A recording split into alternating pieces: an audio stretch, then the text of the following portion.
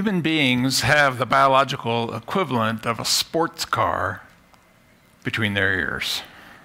And it's wonderful that we have this device.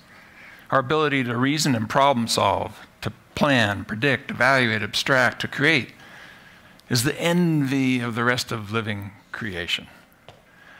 But you would not jump into a fast sports car and jam on the accelerator if somebody hadn't told you where the brakes are and how to apply them.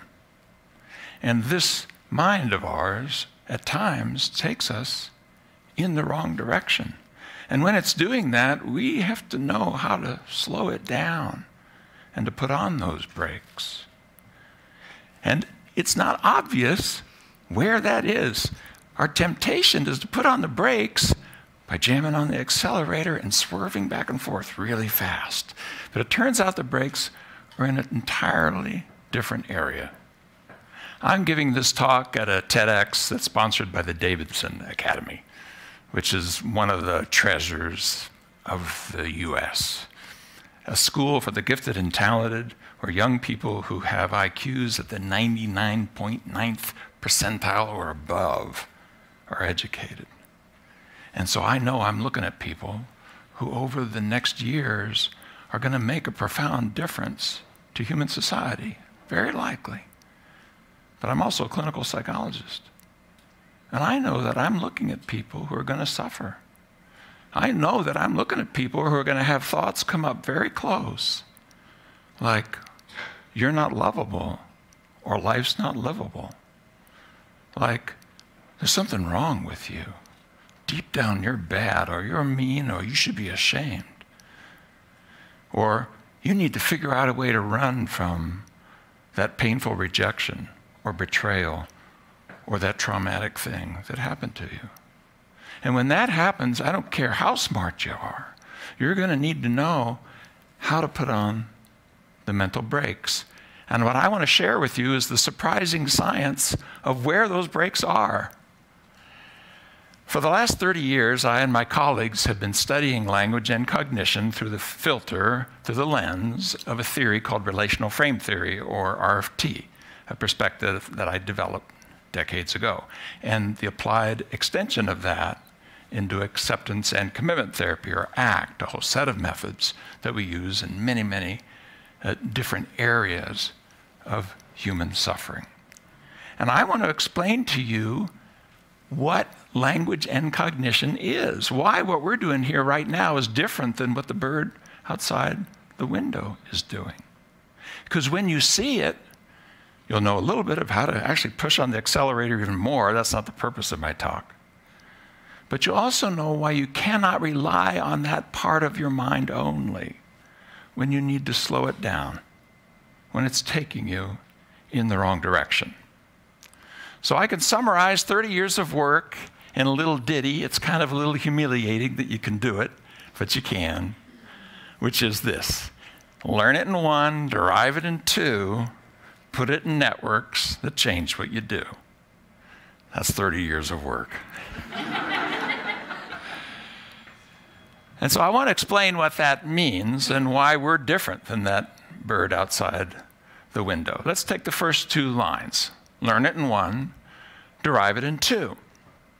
Take the simplest thing, the name for an object. Very young children, human infants, learn that if something has a name, if I called this a boo-boo, let's say, and then I said, where's the boo-boo?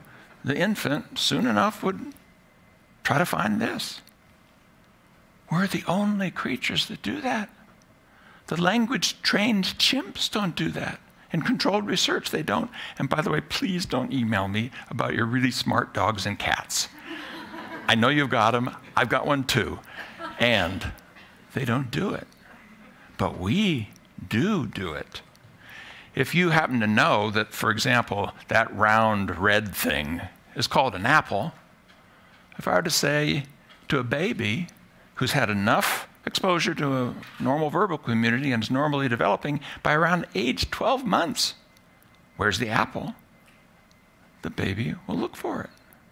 And then you can put it into networks that actually change what we do. If you knew that the name for apple was also yabuka, And then I asked you to imagine when you're really thirsty, going to the refrigerator and getting out a fresh bottle of Yubuka juice and pouring it into a glass. And then imagine bringing up that Yubuka juice and smelling what Yubuka juice smells like. And then having a couple big, sweet gulps of Yubuka juice. Can you imagine that? If you had cotton in your mouth and spit it out, many of you, your cotton is now heavier because you're salivating to Yubuka juice. And unless you lived in Croatia, where apples are called Yubukas, you've never heard it before until this old bald guy said it to you. That's how fast it happens. And it's wonderful as we begin to then learn other relationships other than just names like before and after, cause and effect, bigger and smaller. Little kids break free from the formal properties of events. A little kid thinks a nickel is bigger than a dime, but a 4, 5, 6-year-old, no, a dime is bigger than a nickel. But wait a minute, if a dime can be bigger than a nickel, then no matter how successful you are, maybe it's not big enough. You should have been so much more. This same problem solving tool that we've got can turn on us. And it does. And what are you going to do when it does?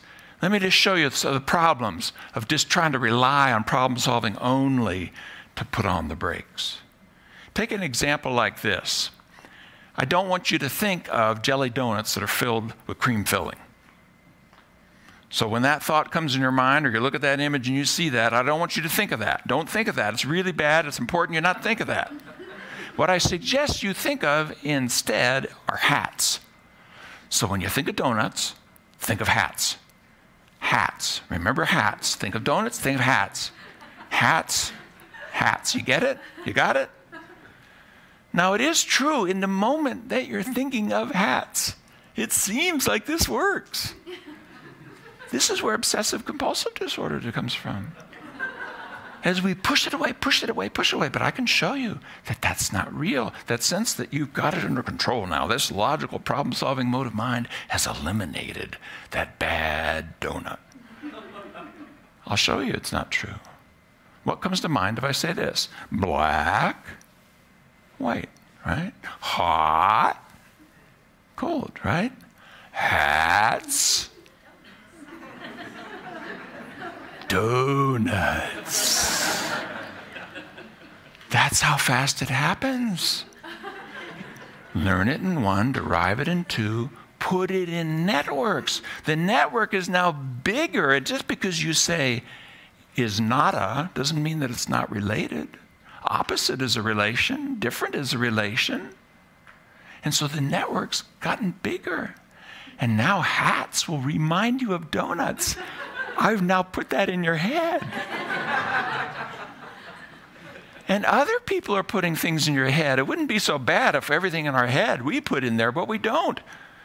The television screen, or your sibling, or a parent when they're really mad and criticizing you, or just things that occur to you. Things go into your head, and once they go in, that's an issue. Suppose I were to tell you, let's just see how fast it happens. I've got 3 numbers that I want you to remember, and the TED Talk people in the cooperation with the Davidson Academy, maybe the Davidsons themselves, have given me the money such that when I ask you what the numbers are that I'm about to give you, a week from now, if you remember, I'm going to give you $10,000, so it's really important. Here are the numbers. 1, 2, 3. Now don't forget it. 10 grand is on the line. So if I tap you on the shoulder a week from now and I say, what are the numbers? You will say 1, 2, 3. Good. Don't forget it. It's really important. I lied. There's no money. But do you doubt that a week from now, if I came up and said, what are the numbers, you could tell me? How many people think you couldn't tell me? How about a month from now? Are there people in here weird enough that a month from now you're taking up that gray matter, that white, you got 1, 2, 3 in your head? Really? How about a year from now? There's some people in here a year. How about on your deathbed with a really old man? What are the numbers? Why? Just because I said it. That's enough. because that's the way the human nervous system works.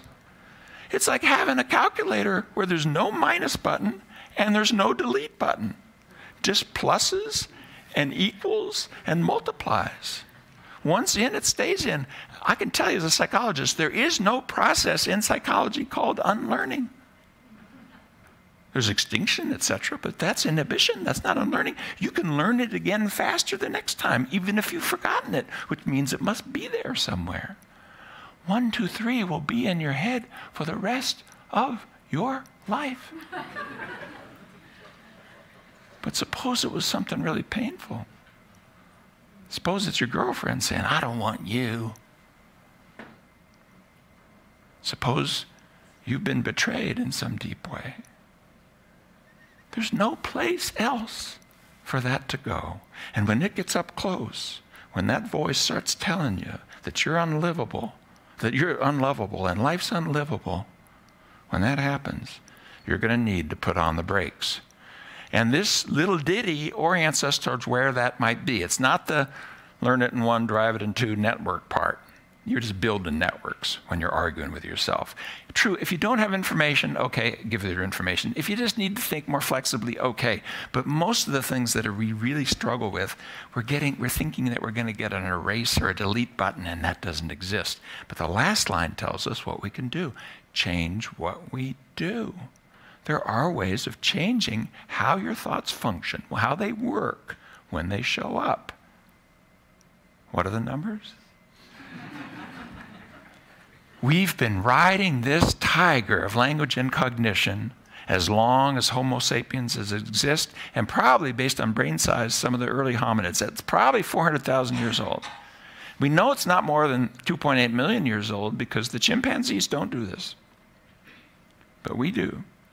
But we've been riding this tiger and we've been trying to figure it out. And actually, if you want to pick one place as to where we might get some ideas about what to do, it's not going to be in the problem-solving part of our culture. It's in the wisdom traditions. It's in our spiritual and religious traditions. And that'll help us orient towards what the process is. How do we change what we do? And once you see that, then you can see there's other ways that are outside those traditions, and we've come up with them in the work on RFT and ACT and tested them. Everything I'm going to tell you about has been tested in multiple scientific studies, literally hundreds of studies on RFT and close to 1,000 studies on ACT. So let's just take this first one that does directly come out of the spiritual religious traditions, which is mindful awareness of thoughts, because it'll help us see the principle. If anybody's in here a meditator, you know that your job is to simply watch your thoughts unfold as a process with this sense of dispassionate observation. You don't have to put a big religious wraparound to do that. Anyone in here could do it. You could do it by simply watching the clouds in the sky go by, and with each thought that shows up, stick another one on the cloud. Don't push it away. The cloud goes its own speed. Don't cling to it. You're not controlling the clouds. Just put it there and let it go. If it comes back again, put another one. Or pick anything like cars going by on the freeway or leaves floating by on the stream, and practice this, and you'll get this sense. And what is the sense? That's where the break is. Here's what the sense is. To watch your mind do its work with a sense of distance and dispassionate curiosity. Not to buy into the thoughts and look at the world structured by it, but to watch the process of thinking in flight. And that's what you're doing with your contemplation and meditation. That puts on the brakes. It's just like watching a spider weave a web, a little cognitive web. Look at that. Isn't that interesting? That puts on the brakes. And if that's what's going on here, yes, of course, contemplative practice. I suggest it to everybody. It's a good thing to do. But I'm going to give you some things that will even seem silly, it will seem odd, but have been shown in scientific research to be of some help. My first suggestion, give your mind a name. If it's named, it's different than you. You can listen to it with a sense of distance and watch it babble on and make some choices. Are you going to be guided by it or not? Sometimes it's good advice, sometimes bad advice. You don't have to argue with it. You don't have to make it stop talking to you. You don't have to change its opinion. You just go, okay, thank you, George. What else you got to say? Yeah, okay, thank you. I call my mind George. If you don't like George, pick your own name. If you don't have one come to mind, you can pick Mr. Mind or Ms. Mind. And literally get a little bit of separation when you're having that painful thought. Recognize this is your mind talking to you. And some of this may be things you came by honestly, things you heard. What are the numbers? It isn't necessarily anything you have to do anything about. If you have a thought up on you and you need to sort of put it out there, not to make it go away, but just so you can see it as it is instead of just seeing the world structured by it, sing the thought. If you're having a thought, an archetypal bad thought, like I'm bad, I'm really bad, when you're really feeling down on yourself, I suggest singing that thought. In absence of any other suggestion, how about to happy birthday? I'm really, really, really bad. I'm really, really, really bad. I'm really, really, really, really, really. I'm really, really, really bad. Thank you, George. This is not to ridicule your mind. I'm not doing that. It's just to remind you. It's just a voice talking. And whether you do with it, base it on your heart and your values and what works in the situation, not just on the automatic pilot, the push-pull, click-click of learning it in one direction, deriving it in two, and putting it in networks. You can't trust that problem-solving mode to give you the right answer. Here's one. I'm going to ask for some audience participation. You're going to have to help me here. I'm going to look really, really stupid. This was invented by Titchener, father of American psychology, more than 100 years ago, or actually exactly 100 years ago. And he had this theory of language and cognition that oriented towards this idea that if you took language out of context, it would lose its meaning. And the way he did that in public talks and demonstrations, he would have people repeat a word out loud really fast. We've done the research on it. You get a diminishment of distress, a diminishment of believability at about 30 seconds. And so I'm going to do it just 20 because you'll get the sense, and I don't want to drive people crazy on YouTube. But what I'm asking you to do is to take a word. We'll take milk. Why? Because most of us know what that's like. And take just a minute to think of what milk is like, what it tastes like, what it smells like, what it looks like. Cold milk, white milk, the perceptual functions. And then the thing I'm going to ask you to do with me, I'll do it with you, so I'll be as foolish as you are, is to say the word milk out loud fast for 20 seconds. And just see what happens to white, cold, creamy, glug stuff. Are you willing to be complete idiots for just 20 seconds? Help me out here. You willing? All right. Ready, set, go. Loud. Milk, milk, milk, milk, milk. Milk, milk, milk, milk, milk, milk, milk, milk, milk, milk. A little louder. A little faster. Okay. The longest 20 seconds of the whole talk. What happened to white, creamy, cold, glug stuff? It started going away. Started going away. And other things showed up, like how hard it is to say that word over and over again. Your mouth started getting tired. And the weird sound, isn't it a weird sound? But look, some of these difficult thoughts are just programmed, like what are the numbers, 1, 2, 3. At one level, they're nothing other than sounds. You're going to turn your life over to that? Really? It's not safe. Put on the brakes. So if you have bad up on you, do 30 seconds. Turns out 30 is about right. Really fast. I'm bad.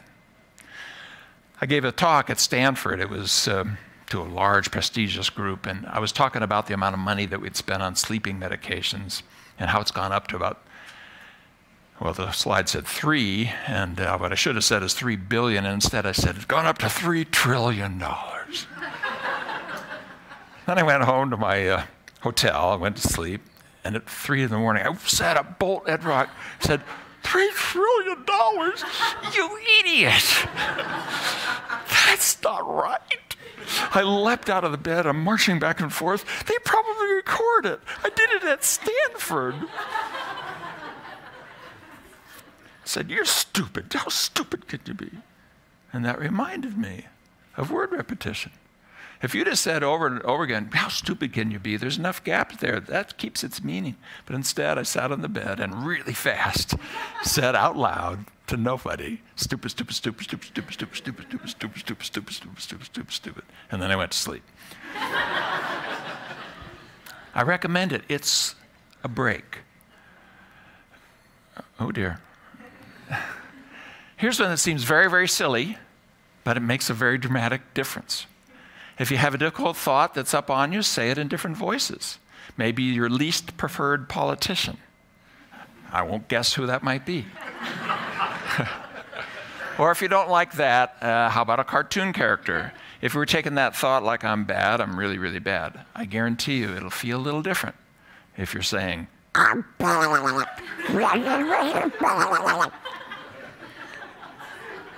now be careful. I'm not telling you to ridicule your mind. Really, I'm not. And at the very end, I'll explain a way to make sure that comes together. It's to get a little separation, to get some air in the room. Slow it down so that you can make some choices. If you've already done the work and you're really tired, you're sick and tired of a particular self-criticism or self-evaluation, and you're ready to let it go, don't do this until you've done the work.